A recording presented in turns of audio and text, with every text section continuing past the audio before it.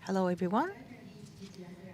We now would like to resume ASEAN-Japan Economic Co-Creation Forum.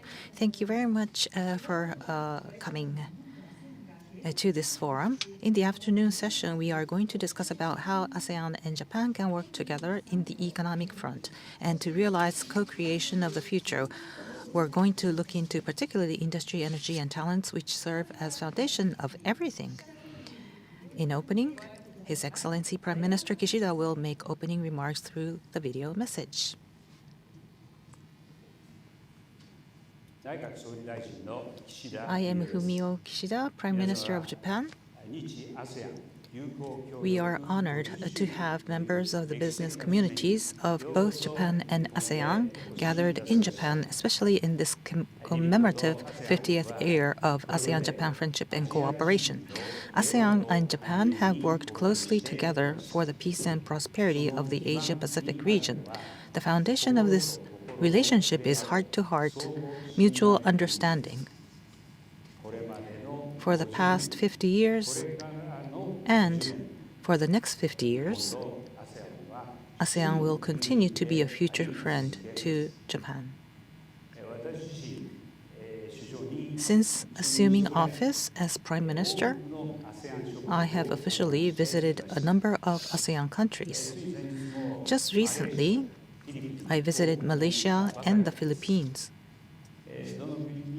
In every country I visited, I have felt the depth of our shared business ties and the strength of our people-to-people connections that go beyond business. The ties between the business communities on both sides are the foundation of the friendship between ASEAN and Japan. The key concept for the next 50 years is co-creation, in which ASEAN and Japan leverage their respective strengths to create the future together. I believe that this future can only be forged based on the trust that has been cultivated over the long history of ASEAN-Japan relations. It is of great significance that the leading members of these business communities have also gathered here to enhance the relationship of trust on the occasion of the meeting in Tokyo of the leaders of ASEAN and Japan to discuss the next 50 years. Today, we will discuss the Asia Zero Emission Community platform to simultaneously achieve three goals: decarbonization, economic growth, and energy security, the ASEC platform. Startups for solving social issues and creating innovations, promoting cooperation among major companies, and strengthening collaboration among the next generation of business leaders. Japan has decided to support the formation of business projects that will serve as flagships for ASEAN-Japan collaboration. I expect that today's discussion will serve as a catalyst for co-creating innovations that will lead the way to the future. In closing, I would like to express my best wishes for this summit to be a foundation for building friendship between ASEAN and Japan for the next 50 years and for the health and success of all of you gathered here. Thank you very much.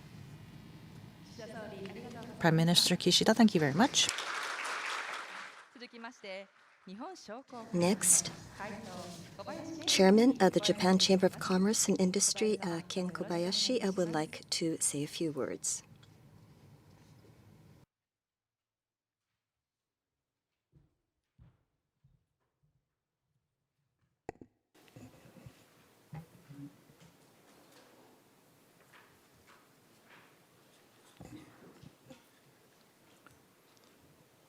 Well,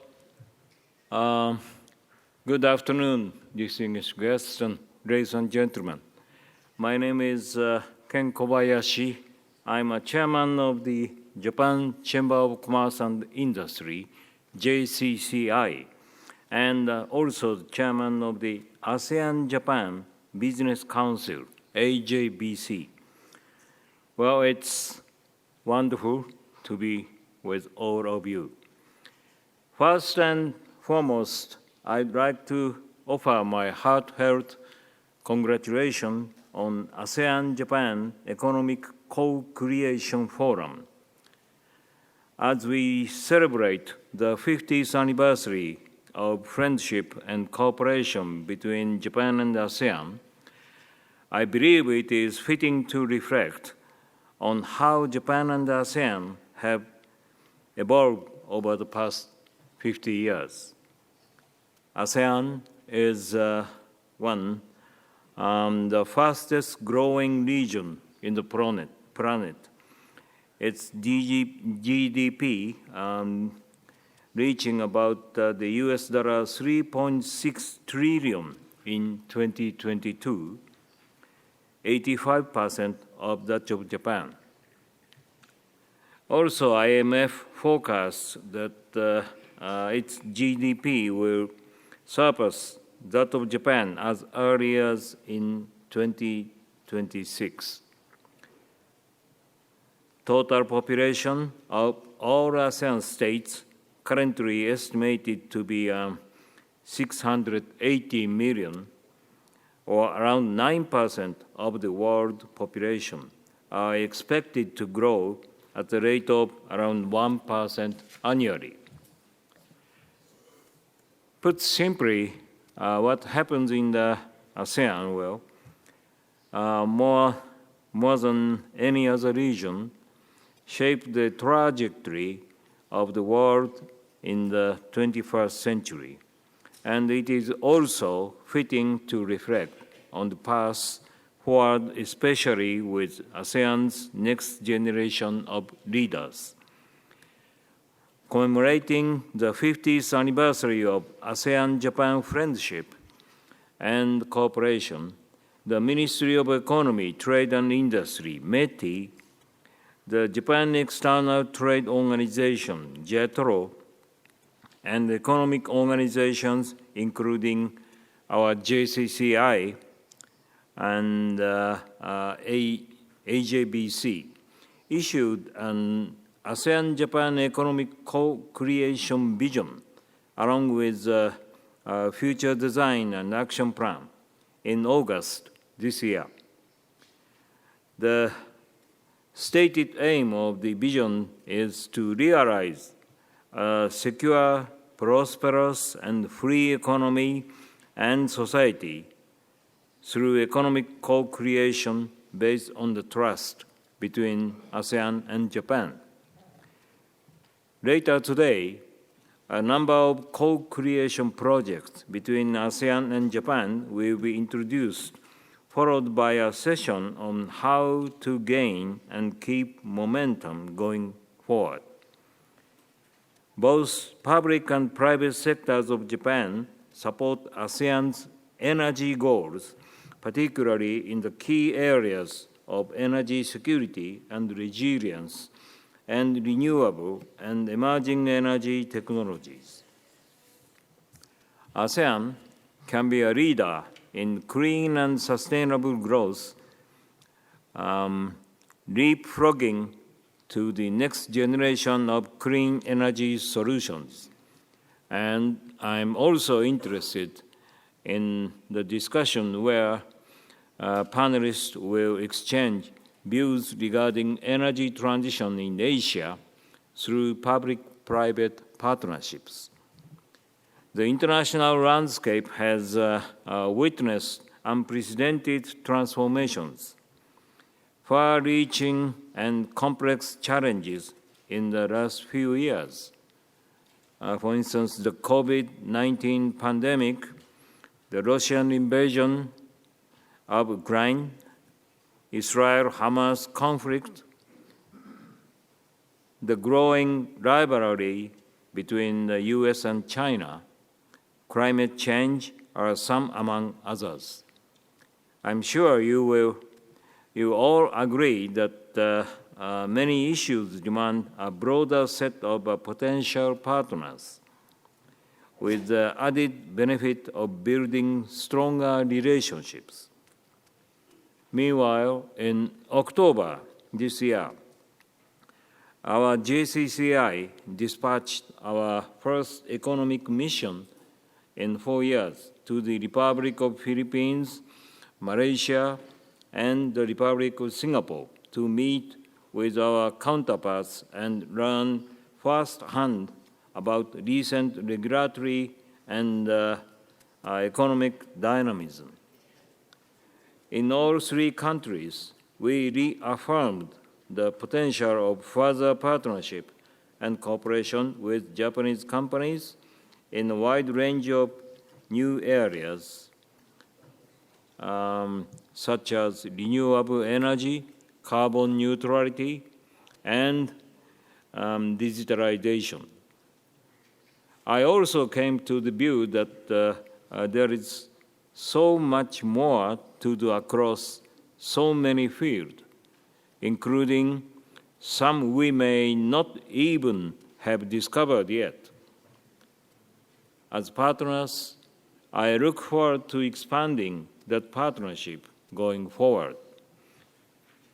Well, lastly, I sincerely hope that today's forum will provide the impetus for another 50 years of successful collaborative development between Japan and ASEAN. Thank you very much. Thank you, Mr. Kobayashi, for your remarks.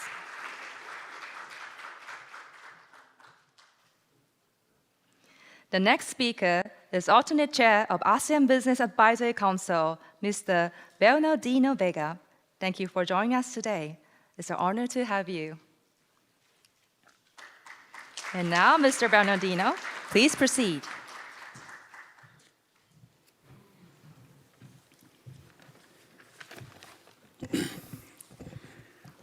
Good afternoon, Your Excellency, Prime Minister of Japan, Fumio Kishida, Your Excellencies, friends from JETRO, the Japan Chamber of Commerce and Industry, and of course, from METI, of course, Excellencies, honorable guests from all over ASEAN countries, my fellow ASEAN-BAC Council members.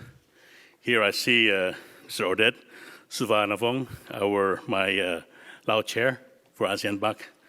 Konnichiwa, good afternoon. On behalf of the ASEAN Business Advisory Council and the Indonesian Chamber of Commerce and Industry, allow me to extend my gratitude to the host organization and also the Prime Minister Kishida for the warm welcome and, of course, distinguished hospitality as always. The Prime Minister's remarks showed us a stronger commitment, a commitment of Japan to engage in ASEAN in a greater and more impactful ways. And the discussions today will lead to that. So since we've been informed of the ASEAN-Japan co-creation vision, which of course we welcome, and we are optimistic that it can be deployed, there are two things in my mind that came up, two questions that I think sparked a response of this vision. The first question is, are we going to co-create impactful and resilient economic growth? And of course, the second question that came up to my mind was, are we going to co-create a sustainable regional supply chain? So yes, we can work on multiple sectors and multiple areas that are important for our two regions and might face future challenges. And I'm looking forward to these discussions the next session. But ASEAN is leveraging in its key strength and becoming an epicenter of growth. And we witnessed this today as we chaired ASEAN this year. We went through all 9 ASEAN countries, and we've seen how we've grown into an epicenter of growth. And through our Indonesia's chairmanship of this year's ASEAN, we promote future contribution of Southeast Asia as a part of an impact to global growth. And with its resilient economy, young and productive workforce that we witnessed today at lunch, an expanding digital sector, green opportunities, and sizable consumer market, we will continue to support and rely on our reliable partners like Japan And we realize that many of our key sectors in Southeast Asia, in ASEAN, can directly and positively impact growth. Our consumer demands, for example, on electric vehicles will be increasing. Also, our growing commitments on net zero transition from private sectors, both from large companies as well as SMEs, and even our investment to health sectors that will significantly increase. So those are the sectors that, only some of the sectors that we are looking forward to in this co-creation vision. And we will continue to expand the partnerships. As we say today, today is Asia's century, and neglecting the importance of ASEAN in shaping our golden time is probably will not be optimal for all of us. And during the last September ASEAN Business and Investment Summit in Jakarta, Prime Minister Kishida made a strong point. He said, Japan, together with ASEAN, has overcome environmental, energy, digital, and other issues through innovation. And I agree that the key word here is innovation or co-creation. This is what is necessary in our region to improve connectivity, continuously innovate, and we can improve economic ties. We are very pleased that the next chair of ASEAN and the ASEAN Business Advisory Council, Lao PDR, will highlight connectivity and also resilience and innovation in our economic integration. So just last month, we have successfully connected our work with Asia-Pacific economies to sign an MOU between the APEC-BAC and ASEAN-BAC. And therefore, we'll continue our dialogue with ASEAN, or what we call the ASEAN Caucus, to promote ASEAN-led initiatives and within the Asia-Pacific framework. So in ASEAN, there are 7 members of the ASEAN Caucus, but in ASEAN-BAC, we lead and we want to promote the centrality of ASEAN, all 10 member countries, not only 7 or 8. So connectivity has to move beyond the slogan, and it must be practical, and we're looking forward to Lao chairmanship next year. And to be a powerful driver for a global economy, ASEAN has to present good examples to the world. For instance, with regard to decarbonization and net zero transition, we are working on regionalizing these practices in ASEAN to have an integrated and synchronized framework of achieving the net zero economy. This is why we highly welcome the Asia Zero Emission Community, or ASEC. This will bring the decarbonization voices in ASEAN to a higher degree. We will lead by example, and we must voice these good practices in a global context, but with Asian solutions. Our society, environment, and economy has its own unique landscape. It must work as our baseline, as our own way to solve these issues, or what I call the Asian solution. So today, ASEAN-BAC will sign an MOU with AREA and also the Japanese Business Federation to work on many areas, or many issues, which includes decarbonization efforts. And in January, ASEAN-BAC Indonesia, powered by KADIN, or the Indonesian Chamber of Commerce and Industry, will kick off our legacy projects, among others, to include ASEAN Net Zero Hub and ASEAN Business Entity. And we are pleased to invite the Japanese business community to take part in this ASEAN initiative. And to support Laos chairmanship next year, we will also continue to rebuild our stronger alignment with the ASEAN Secretariat. Also, ASEAN is incorporated, is really an integral part, and the private sector becomes an integral part of ASEAN growth. We aspire for more partnerships in the future. And again, thank you for your endless effort to support ASEAN-BAC for ASEAN. And so let's co-create, let's be more impactful, be more meaningful to our economy and to all of us. Arigato gozaimasu. Thank you very much. Thank you very much for your remarks, Mr. Bernardino Vega.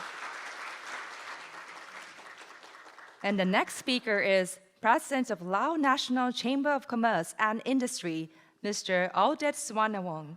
Thank you for joining us today, Your Excellency. Please proceed.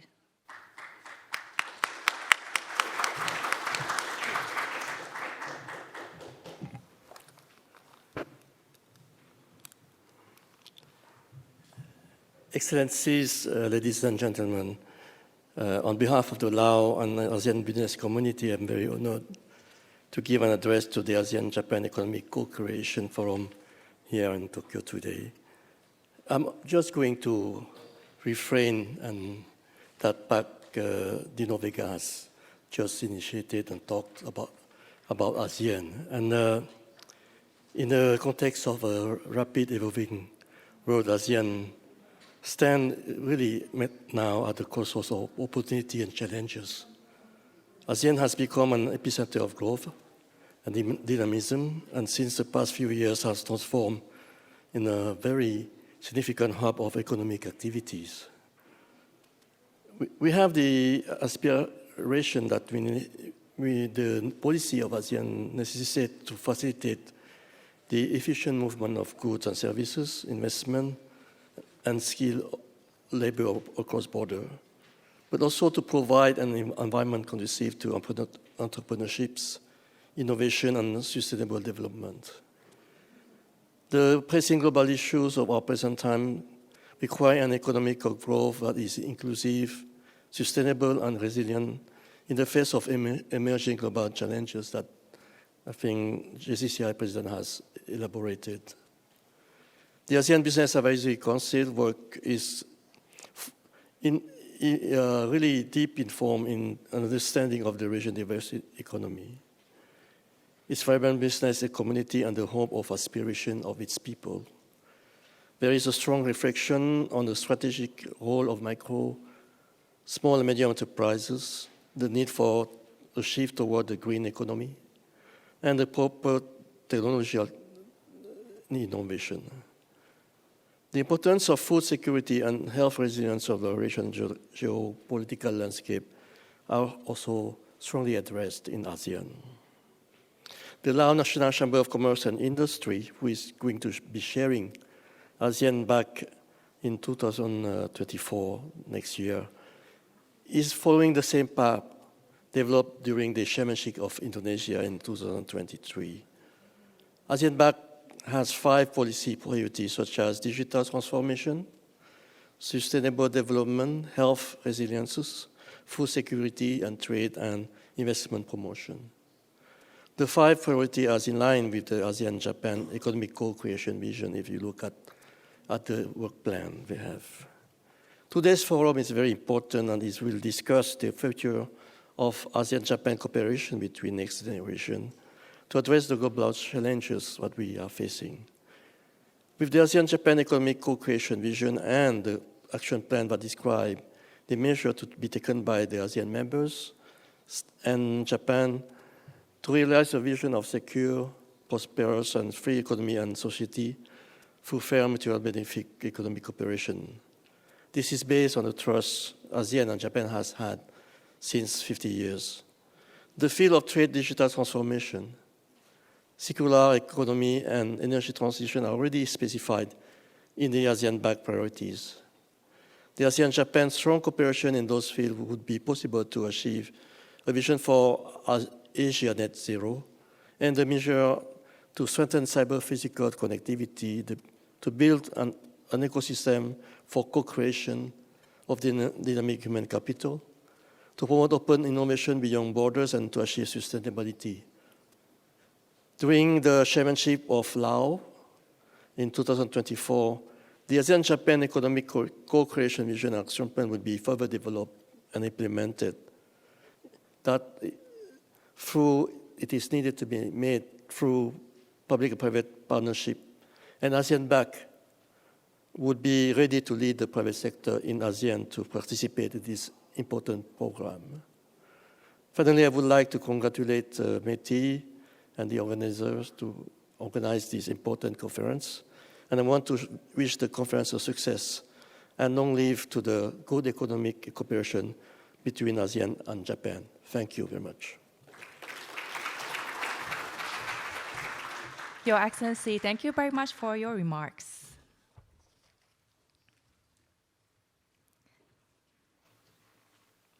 Our next speaker is Governor, National Bank of Cambodia, Dr. Saleh Chia.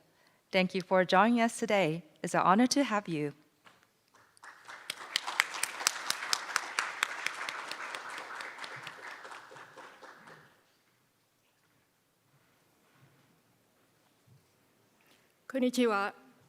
It is my great pleasure and honor to stand here before you today to address this esteemed gathering at the ASEAN-Japan Co-Creation Forum, which serves as a platform for fostering meaningful partnership, sharing innovative ideas, and envisioning a future where our collective efforts can shape a brighter future.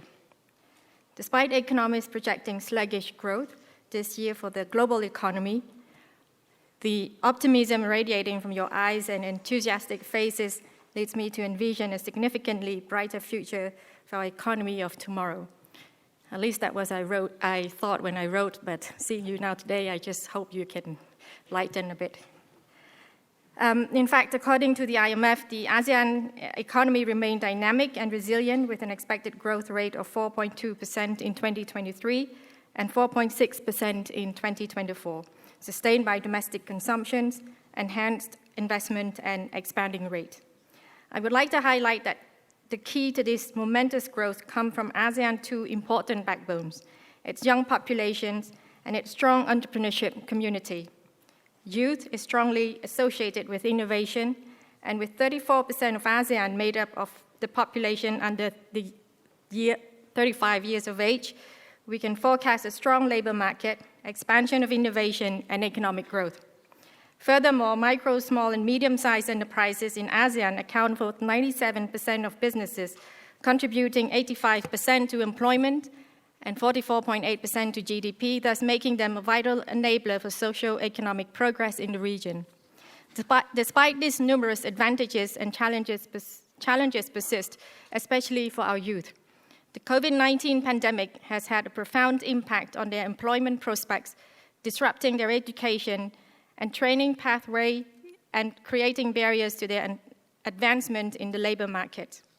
Additionally, the digital divide poses a significant risk, particularly for women and young individuals in the rural area.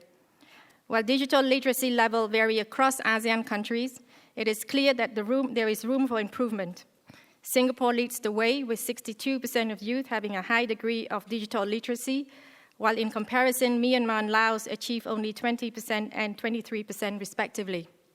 Furthermore, our MSMEs continue to face difficulties, particularly in terms of youth-led entrepreneurship. Access to external financing remain a challenge due to high risk, limited track records, and minimal collateral. As we address the obstacle in education, employment, entrepreneurship, and the digital domain, it is the joint responsibility of the public and private sector to establish a solid foundation for the young people in ASEAN and Japan.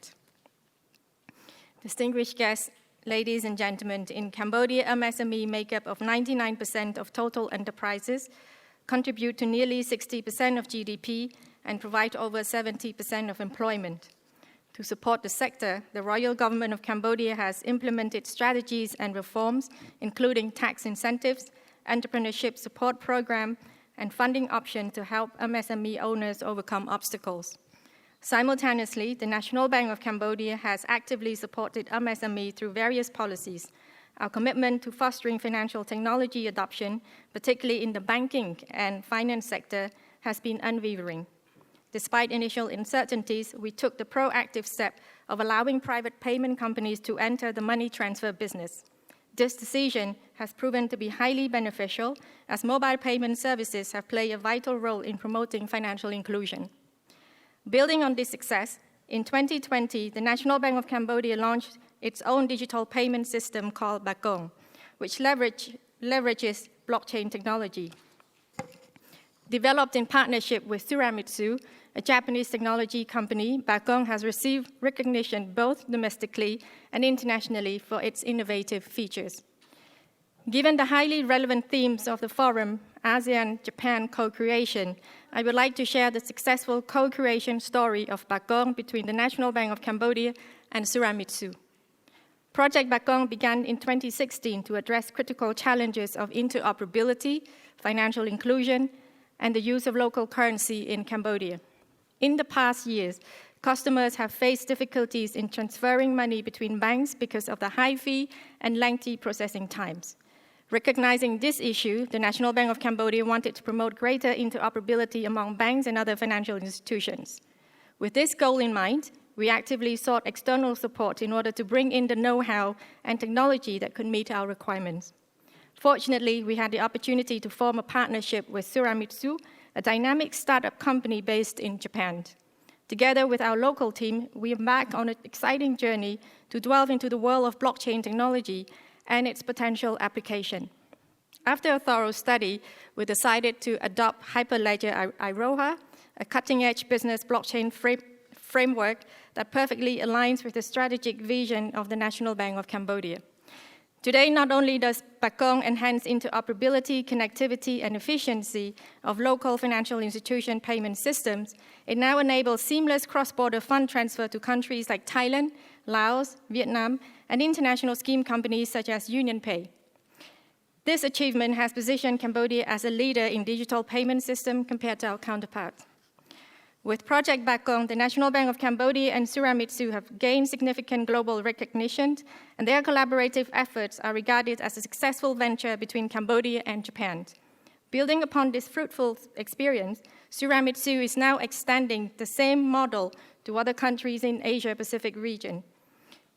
A key takeaway from this endeavor is that successful co-creation stems from having well-defined objectives and choosing the right partners. I would like to emphasize the importance of public-private sector partnership in driving sustainable development. These collaborations play pivotal role in addressing the challenges faced by MSMEs, which serve as the backbones of our economies. To achieve sustainable development, it is imperative that we maintain an ongoing dialogue between the public and private sectors. This dialogue will enable us to enhance regulations and create a business-friendly environment that fosters investment, entrepreneurship, innovations, and ultimately economic growth. Furthermore, in this area of digitalization, embracing technological advancements is paramount. Technologies such as robotic and artificial intelligence hold immense potential to unlock opportunities and enhance the well-being of societies. By leveraging these advancements, businesses and government can streamline operations, improve efficiency, and tap on the untapped potential within our societies. Before I conclude, I urge you to utilize your influential positions and this platform to propel us further and shape the future that exceeds all expectation for our countries. During this forum, let us attentively consider the suggestions put forth by our aspiring young businesses, leaders, exchange our valuable experiences, and foster collaboration for sustainable innovation and inclusive economic progress in our nations. I am sure that together we can co-create a more prosperous society, as a better ASEAN is a better Japan, and a better Japan is a better ASEAN. Thank you. Thank you very much, Dr. Chia, for your remarks.